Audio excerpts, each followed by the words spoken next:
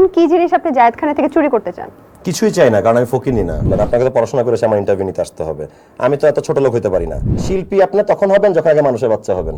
So পুরান ছবি লাড়াচাড়া আমি নিজেই করি। ম্যারিড কেন হবেন বিয়ে না করে? এটা তো একটা পয়েন্ট। রবীন্দ্রনাথ ঠাকুর লিখছে দেখে এটা একটা শিরক হয়ে গেছে, মা কালীকে নিয়ে লেখা হয়েছে। এটা তো আসলে আমরা জন্মের পর থেকে জীবনেও শুনলাম না। আর আপনি যখন গানটা গান তখন কি আপনি কলকাতার স্মৃতি ভাসে চোখে, নাকি আপনি নিজের দেশ দেখেন? এটা বলেন। সুলাইমান শকুন ও একটা শকুনের বাচ্চা। বিচারপতি মানিক হল এই ড্রাগ বেচে, হেরোইন কোকেন বেচে ঢাকা শহরে, চেহারার সাথে যায়।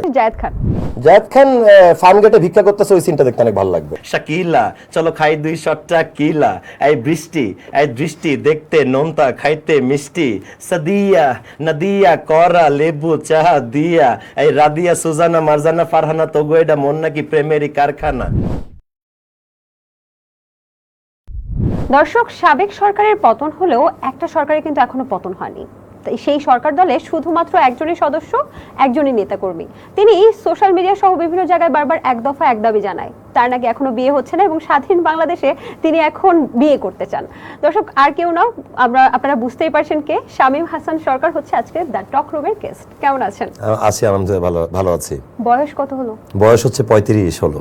35? কিন্তু ছবি নাড়াচাড়া করে নাকি লাভ নেই, আপনার বয়স নাকি সবসময় কচি কচি লাগে। এই কচি কচি থাকার পেছনে আসলে কারণটা কি? সেটা আমি নিজেও জানি না কারণটা, আসলে আল্লাহর রহমতেই বলা যায়।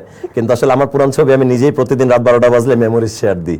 সো পুরান ছবি লাড়াচাড়া আমি নিজেই করি, অন্য কাউকে এজন্যই করতে মানা করছে যে এটা তো দেখাই আমি।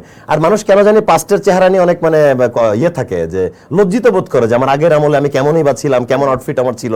আমার কাছে এটা কখনো লজ্জার মনে হয় না, বিকজ আমার পাস্ট খুব মানে গ্লোরিয়াস ছিল আলহামদুলিল্লাহ। আমি খুব সুন্দর সুন্দর শিক্ষা প্রতিষ্ঠানে পড়ছি, বাংলাদেশে বিভিন্ন জায়গায় স্কুলে পড়ার সুযোগ হয়েছে আব্বার পোস্টিং এর কারণে।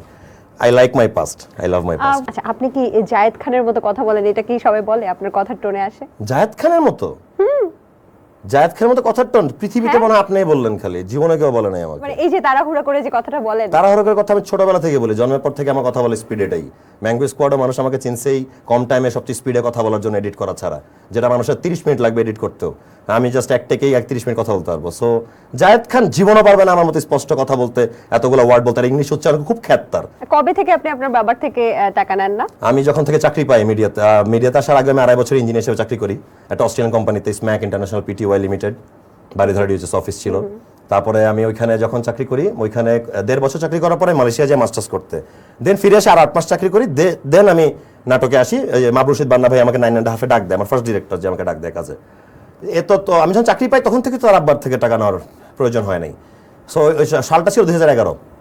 আচ্ছা, 2011 থেকে এই পর্যন্ত আপনি আর বাসা থেকে কোনো টাকা নেননি? ইনফ্যাক্ট যখন মিডিয়া আসি চাকরি ছেড়ে দিয়ে, আব্বা বলছিল যে I am not gonna help you, তোমারটা তো মিডিয়াতে আমাদের পরিবারে কেউ যায় না, আমরা চাই না, এই সে হয় না তর্ক। তখন আমি বলছি যে 500 টাকা না নিলে তো হয়েছে, বাসা থেকে বের করে দিও না, খাওয়া দাওয়া অন রাখো, আমি ইনশাল্লাহ টাকা নিব না, আমি আমারটা দিয়ে চলতে পারবো। আচ্ছা আচ্ছা, আপনি সম্প্রতি মনে হয় তানিয়া বৃষ্টির সাথে একটা নাটক করছেন, তাই তো? একটা না, মোটামুটি বৃষ্টির সাথে 2টা কাজ করলাম লাস্ট এই মাসে। আচ্ছা, আপনার কাছে কি মনে হয়, আরশ তানিয়া বৃষ্টি জুটিটা বেশি সুন্দর নাকি শামীম তানিয়া বৃষ্টি জুটিটা বেশি সুন্দর? এখন এইটা তো আসলে খুবই আপনি কন্ট্রোভার্সি করার জন্য আর কি আমার প্রশ্নটা করলেন।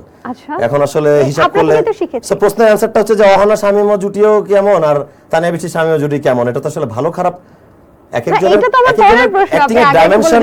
ডাইমেনশন হচ্ছে এক এক রকম, এক একজনের অ্যাক্টিং এর ডাইমেনশন এক এক রকম। Obviously Arosh is a good actor, Tania Brishti is a good performer, good actress. আমি নিজে গুড অ্যাক্টর, মানে যেটুকু আমার মনে হয় আমি পারি, যেটুকু চেষ্টা করি। না, নিউট্রাল অ্যানসার আমি নিচ্ছি না, আপনাকে যে কোনো একটা বলতে হবে। না, এটা আমার কাছে মনে হয় যে সবারটাই সব রকম, এটা কম্পারেবল না। মানে আপনি তাহলে আমি এক ব্যক্তি যখন 5টা নায়কের সাথে কথা বলে আই লাভ ইউ বলবো, 5 রকমই হবে, কারণ তার ভয়েস টোন আলাদা, তার পালস আলাদা, তার রিঅ্যাকশনস আলাদা। সো আলাদা যার যার রকম। আপনার সাথে তো সিএনজি ওয়ালাও ছবি তোলে। হ্যাঁ। আচ্ছা, ওই ঘটনাটা কি? ঘটনাটা হচ্ছে যে আমি 1 তারিখ 2 তারিখ 1 আর 2 একটা কাজ করছিলাম এই মাসে। আমার কাজ শুরু হলো 2 মাস বেকার থাকার পরে, এই সিচুয়েশনের পরে। সো সিএনজি আমার লাইফে ফার্স্ট টাইম সিএনজি চালানোর এক্সপেরিয়েন্স আমার এই গল্পটাতে। আচ্ছা, খারাপ না, এক্সপেরিয়েন্সটা ভালোই মনে হলো যে না পারবো। হ্যাঁ, জীবনে হবে। বাইক চালাতে পারেন? বাইক চালাতে পারি, কিন্তু অনেক পারফেক্ট বাইকার না, কিন্তু মালয়েশিয়াতে বাইক চালাতাম যখন আমি 2.5 বছর এখানে পড়াশোনা করছি। সো সিএনজি চালাচ্ছি, ওই যে 12তে থামছি, শুটিং চলতেছে, অন্য মানে আমি একটু ব্রেক পাইছি, কো-আর্টিস্ট শর্ট